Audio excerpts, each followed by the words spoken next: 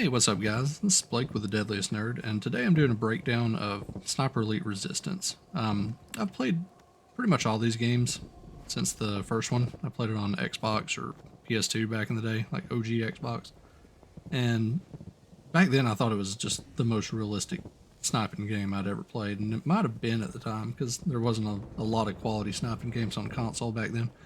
But anyways, I've learned a good bit about sniper math over the years, or ballistic math and tables and how to apply it when you're actually shooting. And so I want to check out this game and see how it applies those things. I wouldn't say this game bills itself as a one-for-one sniper simulator. It doesn't really advertise itself as that, but it definitely leans into sniping mechanics and things that you would do or see in real life. So gonna check it out, and this is my first unscripted video other than the like 2-year-old Ready or Not one that I did just to give it a try. And hopefully you hadn't seen that one. Hopefully you've just seen the 2 recent ones that I actually put effort into. So anyways, what I'm gonna do here is let's start out with one of the biggest issues that I have with most shooter games. Very few of them get it right. So height over bore is basically how much space you have between your optic and the barrel of your gun or your bore. Moving away from that shadow is glitching out. It's distracting. So height over bore, though, you usually have about a 2 to 3 inch gap, and what that's going to do is make it where between you and your zero, and I'll dive into what a zero is a little bit more here in a minute, but between you and your zero, your gun's going to hit low. So if you're zeroed at 100 yards, which is where your scope intersects basically the arc of your bullet, between you and 100 yards, you're going to shoot low, and you'll be right on at 100. And then if that's the only point those intersect, then you're going to be low past 100 also. So the other thing this does, though, and there's some really funny videos of like rednecks from where I'm at, out shooting, and there's one video in particular where a dude blows his buddy's windshield out because he thinks he can see the target clearly like this because he's shooting over the top of the hood of the dude's truck, or the cab of the truck, but his barrel is way down here. And this game looks like it simulates that because you can see like I'm aiming past this handrail, but it's giving me a little red X. So it looks like in third person it's trying to simulate that. So like right here, I fire even though I'm aiming out here, that hits right there. So that's accurate in third person. But here's where it gets weird. If I go to first person and I've got these little, I don't know what these are. We'll call them cocaine bricks. We'll say these are cocaine bricks. There's plenty of those floating around World War II. So pretty sure I can shoot through them though. So I'm going to go ahead and snap off a shot. So yeah, let me get a headshot. But as you can see, my bullet impacted exactly where I'm aiming. And that's not realistic. I should have probably shot at least this bottom cocaine brick or this stone handrail here. And then same deal. So like if you've ever played a game, something more realistic like Squad or Arma, and gotten the drop on somebody and thought you were gonna light them up, and you go to engage, and like I can pop this right in the heart here, but you go to engage and all of your rounds just hit the wall in front of you, then that game is simulating height over bore correctly. And like I said, Squad, Arma, probably Ground Branch. I hadn't tested Ground Branch, but I would assume that game's doing it right. Escape from Tarkov, Ready or Not. Most of those games are going to be doing that right. It's going to be your Call of Duties. Rainbow Six Siege definitely doesn't do this. Your dude's upper body is like made of cement in that game, and your bullets generate exactly from where you're aiming. So that game for sure doesn't do it. But I just want to go over that real quick because that's one of the first things I kind of look at in a game that's trying to be realistic. And this game, oddly enough, I guess it might be generating the bullet differently when you're in third person than when you're actually ADSing. I'm actually curious. So right there, hitting that, but right here, yeah. So this game absolutely is generating where the bullet comes out of your gun at differently if you're in first or third person. So that's interesting. So next thing I want to do is talk a little bit about zero, how to zero, what it is. You're probably already aware of this, but as I mentioned, your scope, just think of a straight, perfectly straight line that goes off into infinity. And then your bullet, and this is actually convenient because the bullets do arc severely in this game. You see my bullet arced. Realistically, my bullet would start below my scope and arc up over it. As you can see, this is I shot some dude in the leg at like 600 yards or something there. Wild. So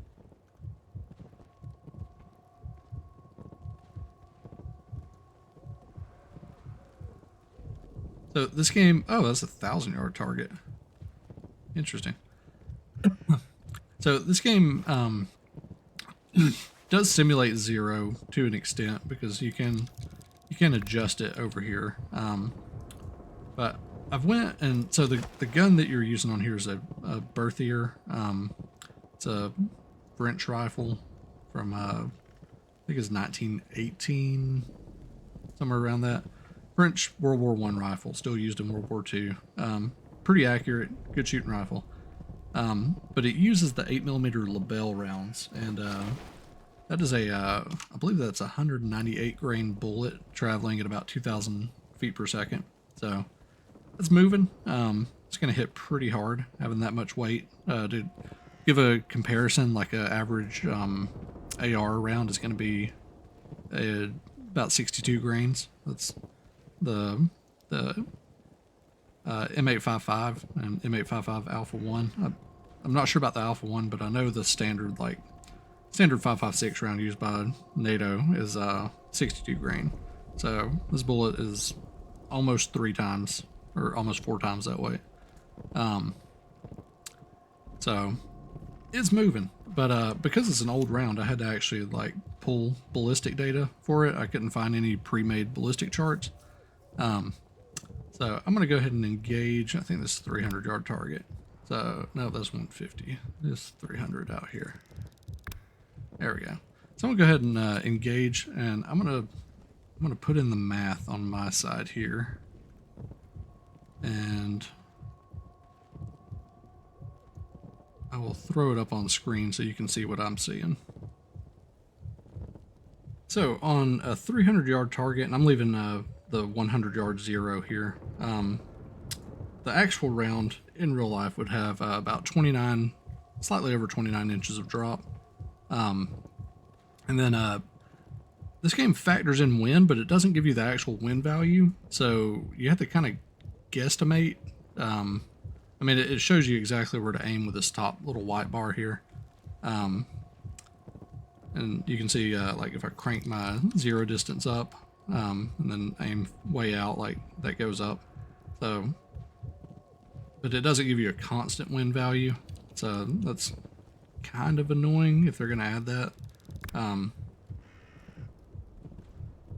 So I'm going to guess and say that, it's probably a 2 mile per hour wind, very slight.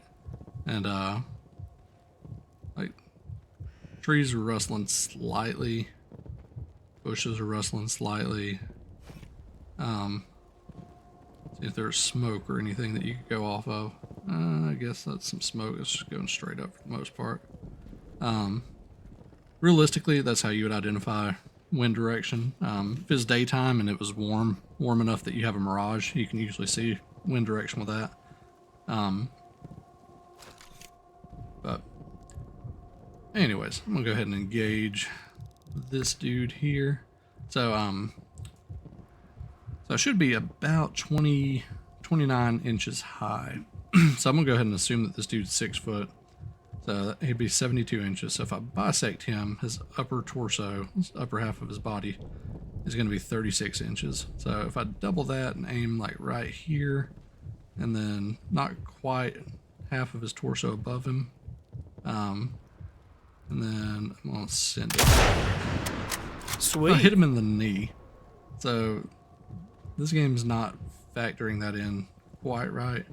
Now, obviously I can crank it up to 300.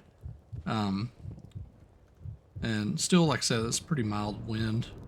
So if I crank it up to 300, I'm gonna aim center mass on him and see where this round lands. That's wild. Like in real life at 300 yards, I mean, if you were shooting like a 22 subsonic, you probably have to worry about wind. But basically, any modern battle rifle, any bolt action rifle using a heavy, fast round like this, 300 meters, you're not gonna have to worry about wind if you're not like in a hurricane. So let's see if I aim edge of the paper right here. There we go. That still hit left of his heart from how I'm facing him. So that's pretty wild. So the other thing I want to mention is it's called MOA, or minute of angle. MOA is just, it's a measurement of a circle, essentially. So if you think of a circle, and in 360 degrees there is 21,600 minutes of angle. So if you think of a pizza that got cut into 21,600 tiny slices, then that's kind of what MOA is. But the way it's used is you're the center of that circle. So wherever you are, you're the center. And then because those lines extend into infinity in mathematical theory here, then the radius of that circle, if you extrapolate it out to distance, is going to expand and cover more space. So at 1 inch, at 100 yards, 1 MOA is about an inch. And then if you push that all the way out to like 1,000 yards, 1 MOA is 10 inches. And so it makes it kind of easy to measure as you go out to distance, and it makes it easy for zeroing and shooting in real life. So like my 300 yard target, 1 MOA would be 3 inches on him. And this is important for 2 reasons. One, for making adjustments, because a lot of modern scopes will actually have MOA hashes. So like if I know 1 MOA is 3 inches and I hit like 6 inches to his right, I know I just have to hold 2 MOA left and I should be on him, or 3 MOA left and I should be like dead center. So so it's important for that. The other thing though is guns. The accuracy of a gun is rated in MOA, or measured in MOA. There's no like official rating system for this, but so if you have like a 1 MOA gun, that's considered pretty accurate. And what that is like if you had the gun in a vise and it couldn't move, and you were shooting in a tunnel where you could control all the atmospherics, there's no wind, just very consistent, then a 1 MOA gun should print a 1 inch group at 100 yards or 3 inch group at 300 yards. And there are guns that are sub MOA. A lot of bolt action rifles are. There's some precision gas guns that are, like, some guns get down to like quarter MOA, which is nuts, because then you're printing a quarter inch group at 100 yards, and then you're not opening up to an inch until you get to 400 yards, and then it's extremely accurate. More accurate usually than the person using the gun is capable of. But once again, that's if everything is in line there. And there's only a few games that actually incorporate MOA that I've seen. Tarkov's one, Escape from Tarkov. The newer Gray Zone Warfare, it incorporates MOA. And so you can see a big difference if you're running like an M4 with a 16-inch barrel versus like a Chinese AK that has like a 9-inch barrel. Like the M4 is probably like a 1 to 1.5 MOA gun, and then that little Chinese AK might be like a 8 MOA gun. So at 100 yards, the best you could hope for would be like an 8-inch group with a cheap Chinese AK with a short barrel. So that's pretty neat. But the other thing I wanted to show on here real quick, and I already kind of did, but bullets do travel along a trajectory kind of like this in real life. Like you can see how that travels there, but it's this is definitely exaggerated. So when you fire, you see like the wind effect like kicks in more almost, it seems like, when the bullet's halfway there, like halfway to target. So which is somewhat realistic because in real life a bullet's slowing down as it encounters air resistance and drag. So something like wind is going to affect it more the longer it's exposed to it. But this game, like you sling it, it goes straight for the most part, and then it just like veers pretty wildly. So I'm going to switch over to the gear screen and just do a quick breakdown of what they got there. So here's the gear screen, and I like that you can make separate loadouts and stuff here. But this is the birth year 1916.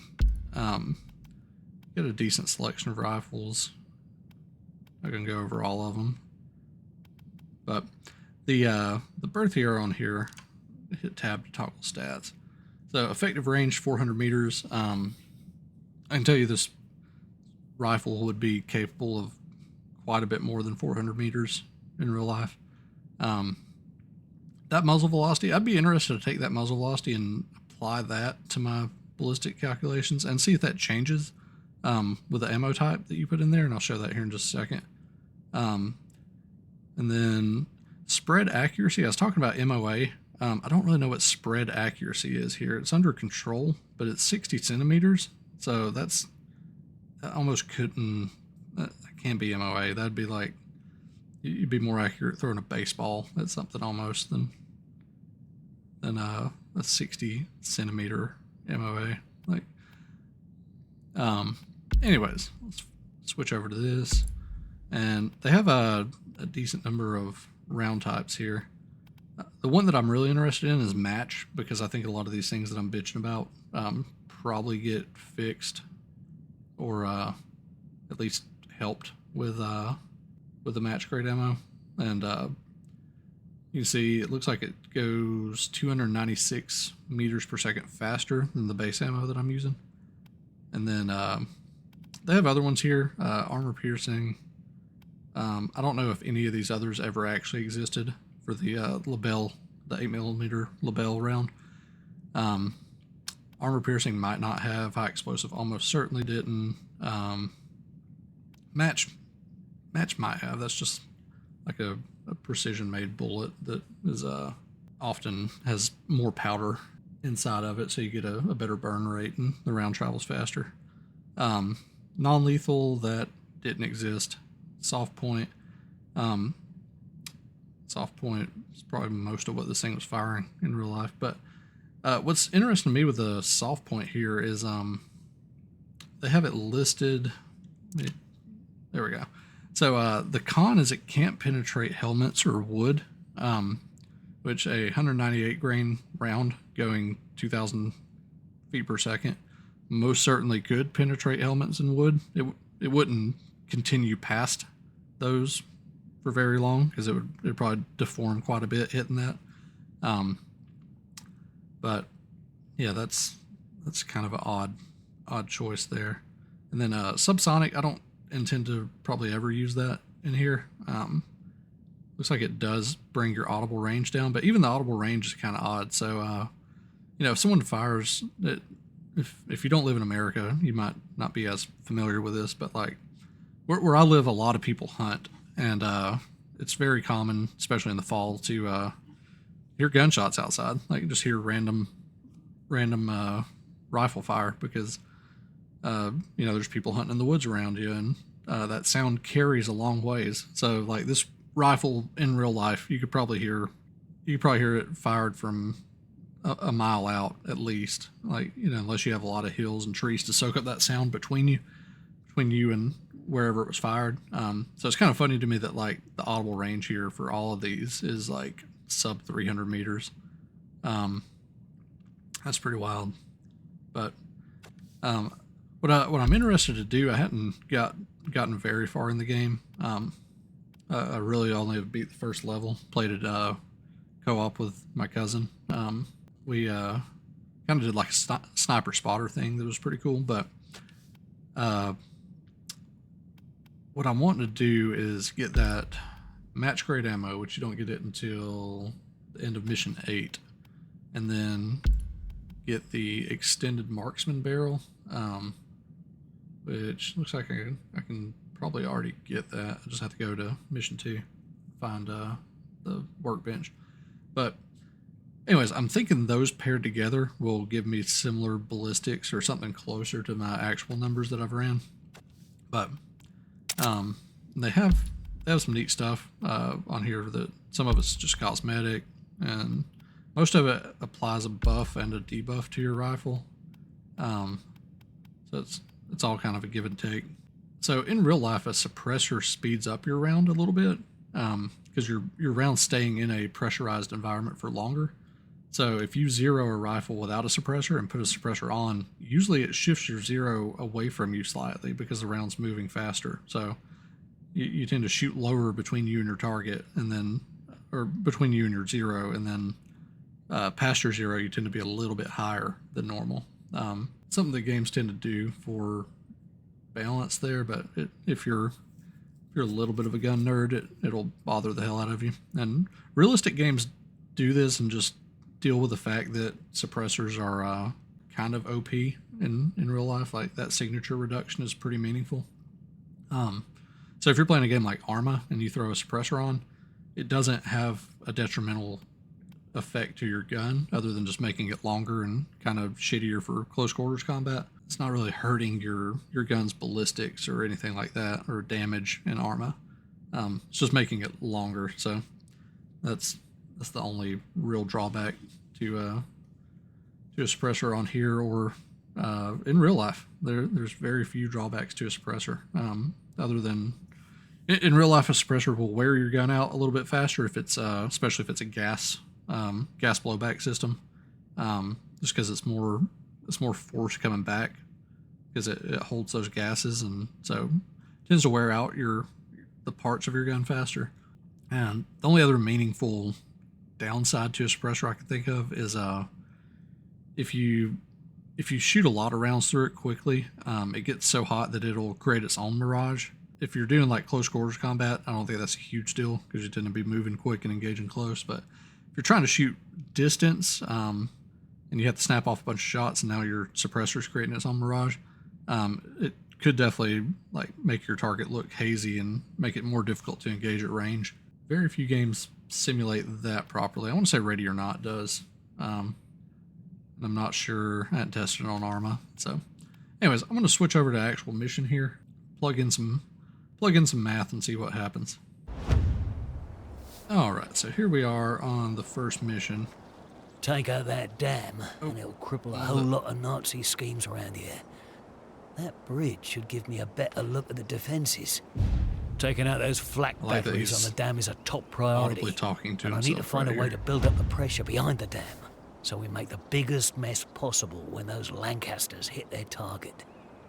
That's how you know you got a real legit sniper on your hands, is when he audibly talks to himself on mission. Alright, let's see. So, right here we've got this whole dam level. Intentional.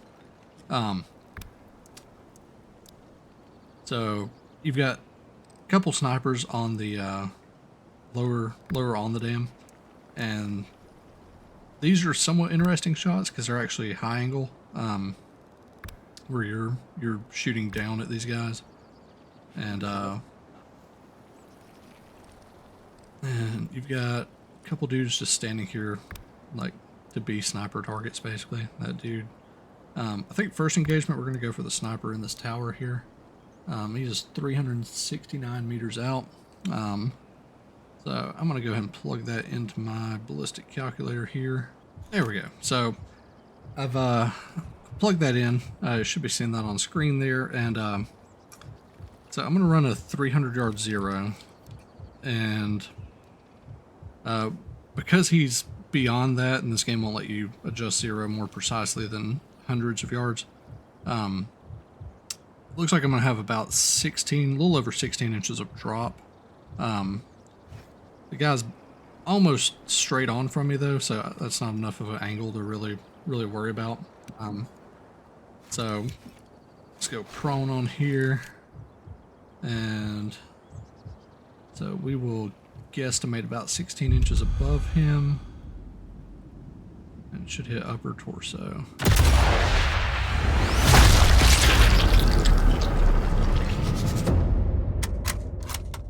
Alright, so we hit lower torso. So once again, the game's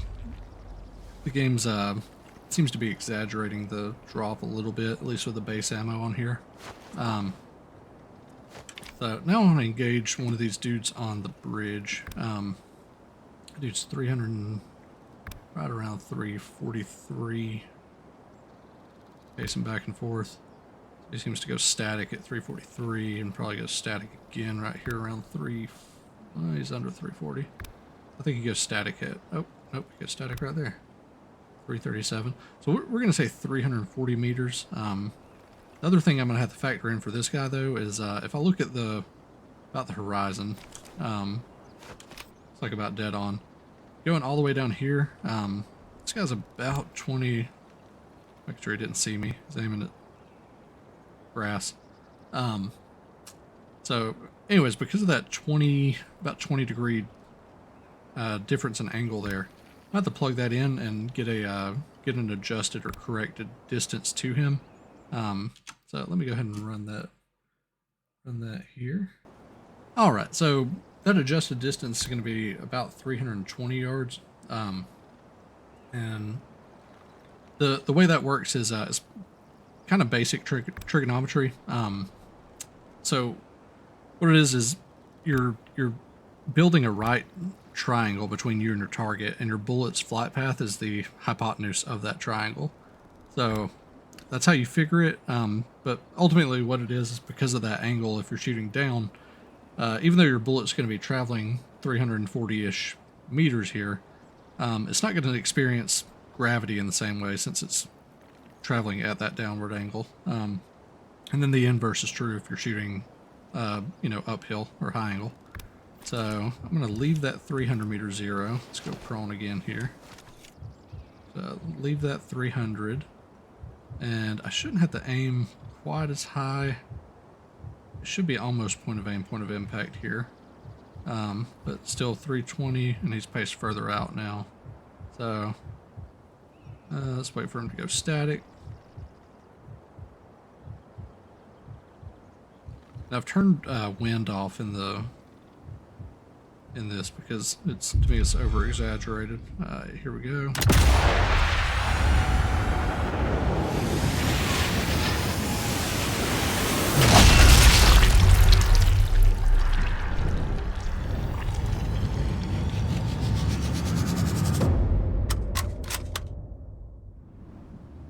Oh, there goes his helmet. That's great. It's always fun to be a dentist from 340 yards out. Meters. So we got him. Let's see. Let's go for Do Buddy up here. That's walking around being sniper bait. So we've got him at about 330. Yeah, right at about 330 where he goes static there. And so on my 300 meter zero, I'm gonna plug that in here. All right, so running that 300 yard zero, I should only see about 6 inches of drop on this guy. I think the game's gonna have a little bit more, but human head is about 6 inches. So let's see. And going back to that height over bore thing I was talking about, my dude's holding the rifle at a weird angle right here, honestly. But when I aim, the fact that I can see this in the bottom of my scope means that in real life I'd probably be sending around into this, these bricks right here, instead of at this Nazi. So let's let him go static here. And then I want to aim about 6 inches high, about one head high. And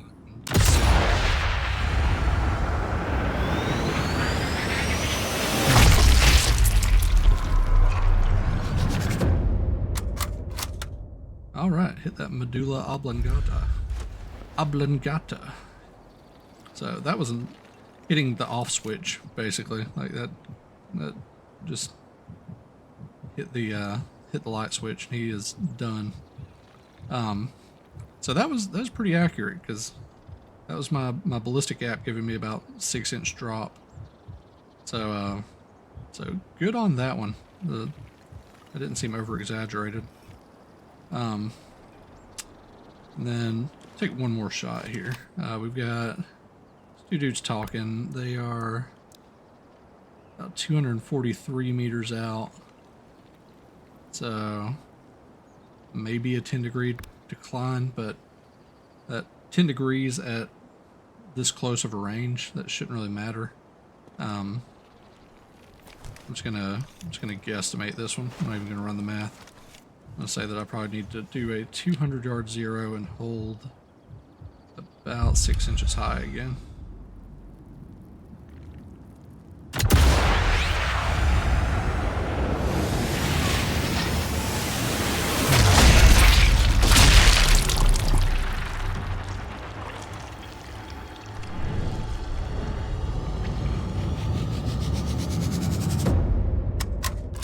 Yep, I'd say that was about it. Go ahead and get his buddy here.